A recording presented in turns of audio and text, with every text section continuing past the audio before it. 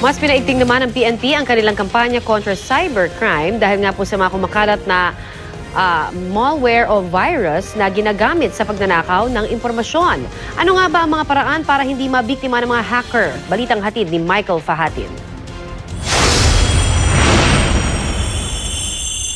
Babala ng PNP Anti-Cybercrime Group, nagbabago na raw ang lawak ng sakop ng mga kriminal araw-araw dahil sa kumakalat na malware o virus na layong nakawin ng mga impormasyong masaselan. When we talk of data, we talk of information, it covers everything that has of value because nowadays, mas malaking importance yung still data because data can be converted into cash, into money. Kaya naman kasama ang Microsoft Philippines na katuwang nila sa laban sa mga cybercrime sa pamamagitan ng consultancy, training at software na gagamitin. Libo-libo na raw kasi ang kumakalat na malware na maaring nasa loob na ngayon ng inyong mga computer.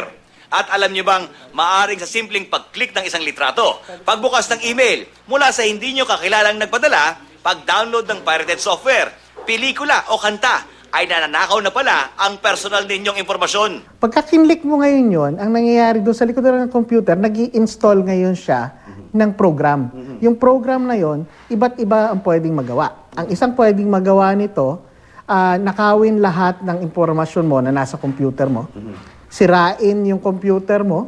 Halimbawa, nagpadala sa iyo ng isang litrato o email. Pwede pa naman daw itong buksan para makita kung lehitimong kilala mo ang nagpadala. Pero karaniwan, may kasama itong attachment. Kung may duda ka, wag na raw itong i-click o buksan dahil dito na mag-i-install ang malware at magsisimulang nakawin ang iyong personal na impormasyon. Pero may mas delikado pa raw at sensitibong malware na pribadong buhay mo ang maaaring sirain. Kung ang gamit mong laptop ay may camera, maaari itong buksan ng malware nang hindi mo alam. Pagka na-embed yung malware, posible nga na i-on niya yung camera mo. So, kahit hindi mo alam, kung biglang mag-on yung camera mo, hindi mo makikita yung pilot light kasi dinidisable nila yon.